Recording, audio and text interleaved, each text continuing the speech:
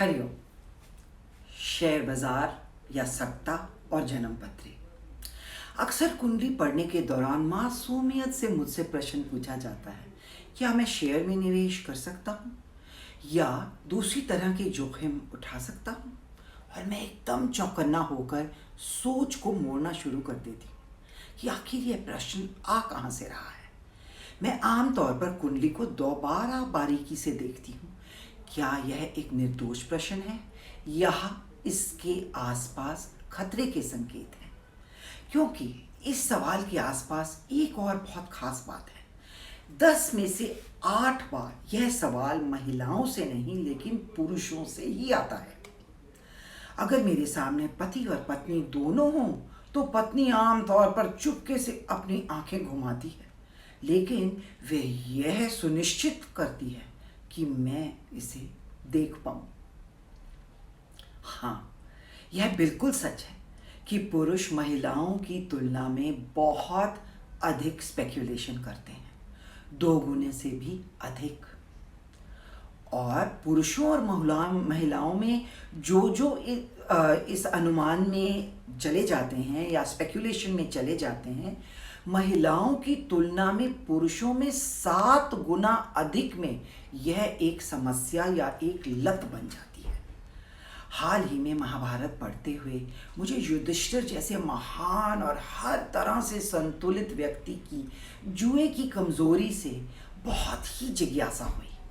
जैसा कि हम सब जानते हैं, युधिष्ठिर की इस लत की वजह से उसने न सिर्फ सब कुछ खो दिया बल्कि अपनी पत्नी के सम्मान तक को खोया। उनके भाई बंधु चाह कर भी युधिष्ठिर को इस खुमार को रोक नहीं पाए। तो कुंडली में ऐसे कौन से ग्रह हैं उन जिनकी प्रक्रिया इस चीज को इंगित करती है, क्योंकि हर गुण की तरह इसकी भी स्पष्टि तो होनी चाहिए। 5वां घर बुद्धि का और दूसरा और 12वां घर खर्चों का और धन प्राप्ति का होता है, और 9वां घर भाग्य का स्थान है। इन सभी क्षेत्रों में सकारात्मकता होने से ही आप हमेशा विजेता बन सकते हैं। लेकिन ग्रहों का संयोजन तो बदलता रहता है। हम सभी समझते हैं कि परिवर्तन ही प्रकृति और जीवन का एक सच और नियम है। इस बदलाव के साथ साथ ही हमारे नुकसान और हमारे लाभ भी चलते हैं। ग्रह अचानक ही बड़े नुकसान और फायदे कर सकते हैं।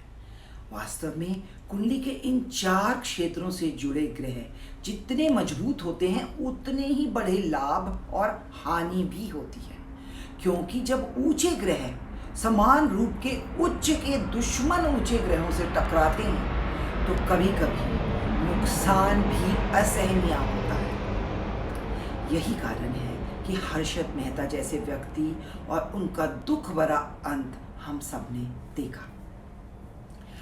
कुंडली के माध्यम में 3 श्रेणियां देखी जाती हैं। सबसे पहली, ऊपर बताए हुए चारों घरों में से कम 3 में ऊंचे ग्रह और चौथे क्षेत्र में भी उचित ग्रहों की आवश्यकता होती है। ऐसे लोग सतर्क रहते हैं, मदद लेते हैं और अहंकार को पीछे छोड़कर निर्णय लेते हैं।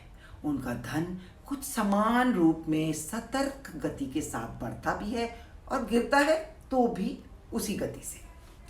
दूसरी श्रेणी में मंगल और शनि जैसे क्रूर ग्रह जब उच्च के अच्छी स्थिति में दिमाग के क्षेत्रों में स्थित हों और धन के क्षेत्रों में मिश्रित ग्रह हों, तो ऐसे व्यक्ति जो हैं वह जोखिम लेते हैं, बहुत जोखिम लेने वाले होते हैं।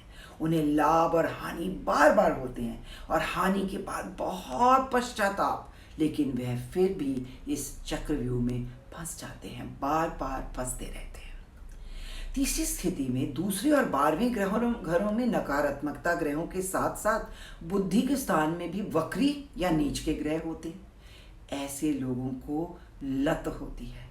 इस तरह के लोग जोखिम लेने के लिए हर वक्त तैयार रहते हैं। कभी कभी उन्हें एक नहीं कई और लतें भी और साथ साथ होती हैं। नुकसान भी इनके असहनीय होते हैं और सबको चारों ओर बहुत परेशान करते हैं। ऐसे में समस्या को पहचानने की ज़रूरत है और मदद लेना आवश्यक है।